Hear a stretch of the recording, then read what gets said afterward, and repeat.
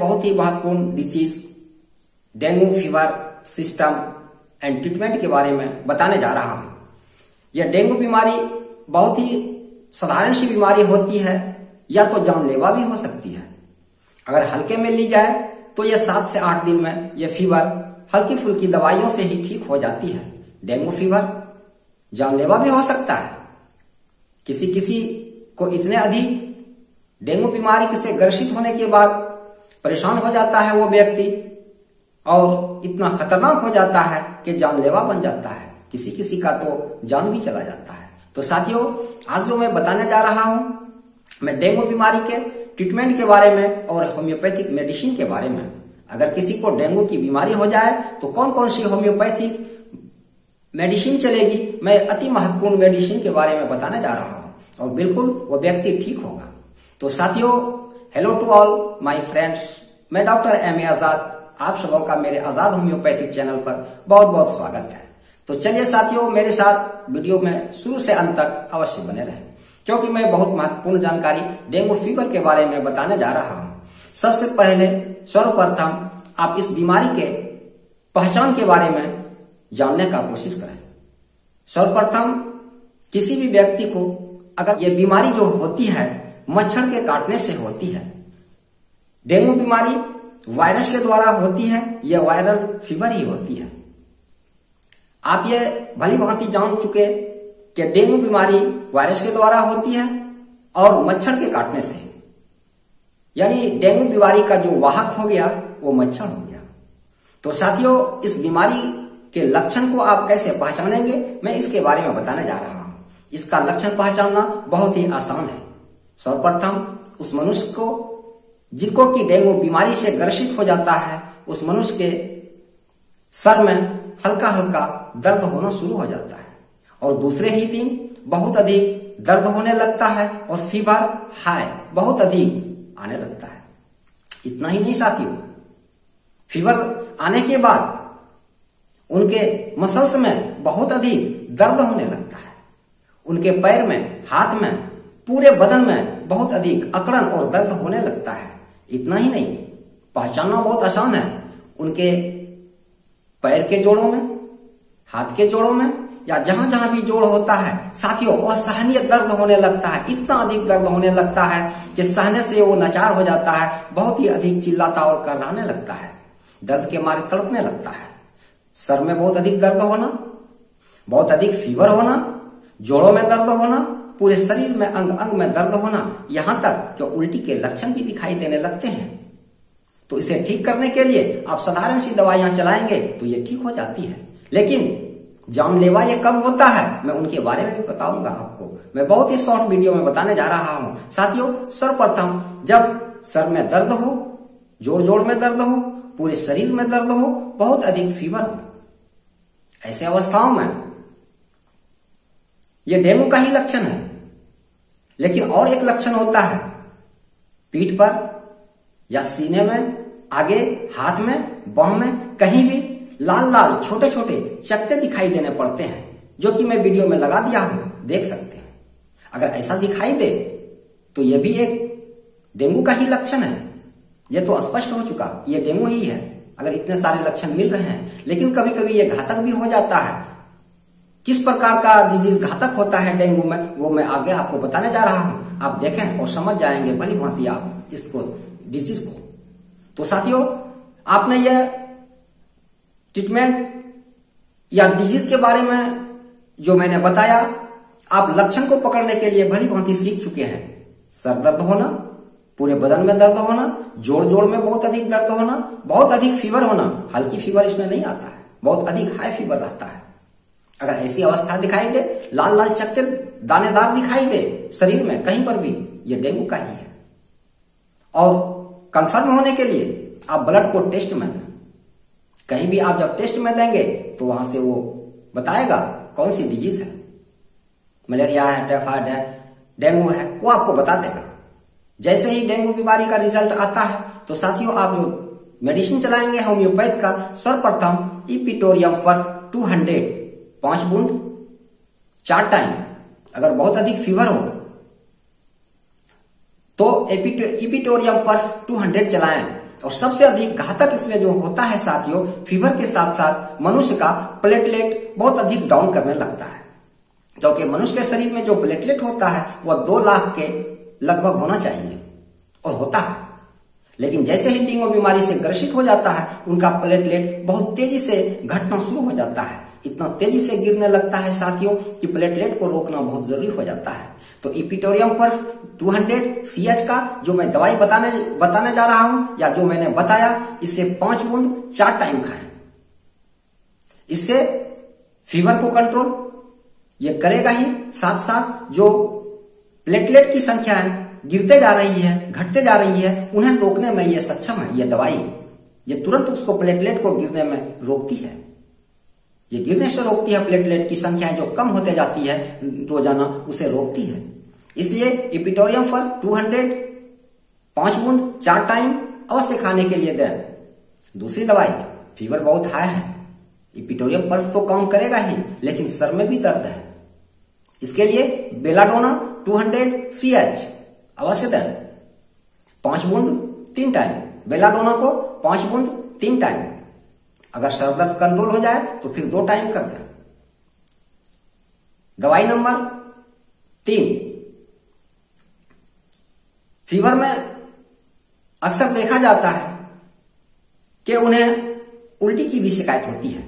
साथियों, अगर फीवर हो, दर्द हो और साथ में उल्टी हो, तो उल्टी के लिए आपको इपी का 200 CH 5 बूंद 3 टाइम दें, ताकि उल्टी को भी रोकना बहुत ही महत्वपूर्ण है साथियों।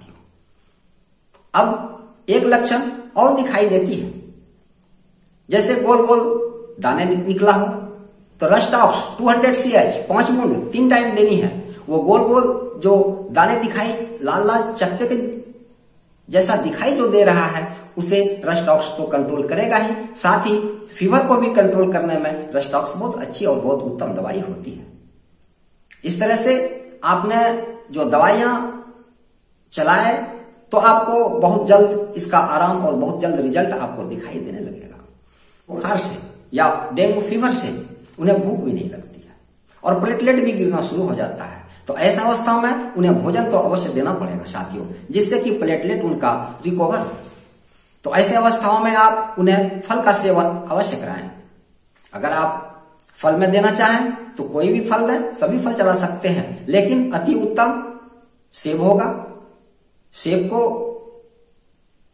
छीलकर या उनके छिलके को हटाकर महीन महीन काटकर ऐसे पेशेंट को आप खाने के लिए दें। और पपीता भी दे सकते हैं, चाहे पका पपीता हो, चाहे जिस भी तरह का पपीता हो, उससे प्लेटलेट की संख्या बढ़ती है। तो साथियों, मैंने जो दवाई बताया यह बहुत ही महत्वपूर्ण दवाई है, लेकिन कभी कभी डेंगू की बीमारी जो होती है वो बहुत घातक हो जाता है।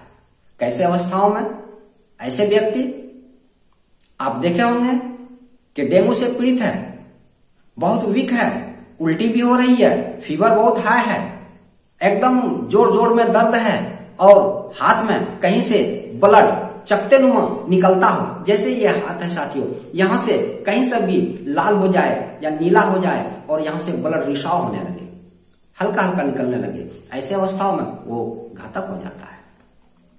उस व्यक्ति की जान भी जा सकती है। कभी कभी डेंगू के बीमारी में नाक से भी ब्लड निकलने लगता है और प्लेटलेट की संख्या बहुत तेजी से गिरने लगती है, इतने तेजी से कि वो व्यक्ति यानी कि इतना वीकनेस हो जाता है कि उठ के बैठना मुश्किल हो जाता है। ऐसे अवस्थाओं में साथियों, आप फौरन उन्हें अच्छे डॉक्टरों से संपर्क में ले जाएं और हॉस्पिटल में उन्हें एडमिट करा दें, क्योंकि अब उन्हें प्लेटलेट की आवश्यकता पड़ सकती है और डॉक्टर के देखरेख में रहकर उनका ट्रीटमेंट करना अति आवश्यक हो जाएगा। क्योंकि मैंने बताया कि डेंगू की बीमारी 2 तरह की है, एक तो दवाई चलाने पर घर पर भी रिकवर हो जाती है, और दूसरा मैंने बताया जो कि ब्लड का रिसाव होने लगता है नाक से, हाथ से या कहीं पर भी, वो नीले रंग का होकर हल्का हल्का ब्लड रिसाव होने लगता है, प्लेटलेट की संख्या घटने लगती है। तो आप यह जानना चाहेंगे कि एक मनुष्य में प्लेटलेट कितनी होनी चाहिए, आखिर स्वस्थ मनुष्य में कितना होता है और कितना रहना चाहिए। अगर डेंगू की बीमारी किसी को हो गया तो स्वस्थ की अवस्थाओं में उनको 2 लाख प्लेटलेट की संख्याएं होती है, 2 लाख प्लेटलेट की संख्या है, कम से कम उनके शरीर में जब वो डेंगू से पीड़ित हों तो 1 लाख कम से कम होना चाहिए। अगर 1 लाख से नीचे जा रहा है, 90 जा रहा है, 90,000, 70,000, 60,000, 50,000, 45,000, यानी इस तरह अगर गिरते जा रहा है तो सर्वप्रथम उनके प्लेटलेट गिरने की संख्याओं को रोकना बहुत अति आवश्यक होता है डेंगू बीमारी में। उसके लिए इपिटोरियम पर्फ चलाते हैं और साथ में एक और भी बहुत अच्छी दवाई होती है साथियों, जिसे उसे भी चलाना चाहिए, करिका पपाया क्यू। ये पपीते से बनी हुई दवाइयां होती हैं होम्योपैथ की। इनका काम प्लेटलेट की संख्या में बढ़ाने का काम होता है। 10 बूंद हाफ कप वाटर में मिलाकर 3 से 4 टाइम पीने के लिए दें। प्लेटलेट की संख्याओं को यह बढ़ाता है, होम्योपैथ की ही मेडिसिन है। तो साथियों, मैं आपको एक उचित सलाह देने जा रहा हूं। आप घर में 1-2 अंग्रेजी मेडिसिन भी रखें। जैसे मान लें डेंगू की फीवर हो गई और बहुत हाई फीवर, बहुत अधिक दर्द, इतना पेशेंट कर रहा है, तड़प रहा है, ऐसे अवस्थाओं में आप उन्हें एक पैरासीटामोल की टैबलेट अवश्य चलाएं। और पैरासीटामोल की टैबलेट, उसका नाम डोलो। अक्सर डेंगू बीमारी में डोलो टैबलेट ही चलाई जाती है, जिसका काम है फीवर को कंट्रोल करना, दर्द को कंट्रोल करना। जोड़ जोड़ में दर्द है, सर में दर्द है, बहुत अधिक हाई फीवर है, उनको कंट्रोल करना। जब डोलो टैबलेट आप दे दें तो फिर 1 घंटे के बाद मैंने जितनी सारी दवाइयों का नाम बताया, इन सारी दवाइयों को आप चला सकते हैं। डोलो टैबलेट दिन में 2 बार आप दे सकते हैं और इसी दवाइयों से ठीक हो जाती है। आप जानना चाहेंगे साथियों कि एक स्वस्थ मनुष्य को या एक मनुष्य को क्या क्या चीज अपने बॉडी का देख रेख कैसे करना चाहिए। सर्वप्रथम आप डॉक्टर से आप चेकअप कराएं। हाई प्रेशर, आपका हाई प्रेशर 120/80 होनी चाहिए। फिर आपने चेकअप कराएं हीमोग्लोबिन का। हीमोग्लोबिन जो होना चाहिए एक स्वस्थ मनुष्य में, पुरुष में 14 और महिलाओं का 13, मेल में 14 और फीमेल में 13। हीमोग्लोबिन ये इतना काउंट में आना चाहिए। उसके बाद प्लेटलेट का काउंट कराएं। प्लेटलेट 2 लाख होना चाहिए एक स्वस्थ व्यक्ति में। अगर 2 लाख से कम भी है तो कम से कम 1 लाख तो होना ही चाहिए, 1 लाख से नीचे नहीं, क्योंकि प्लेटलेट की संख्या घटने से मनुष्य संश्लेष भी हो सकता है, कोमा में भी जा सकता है, मृत्यु भी हो सकती है।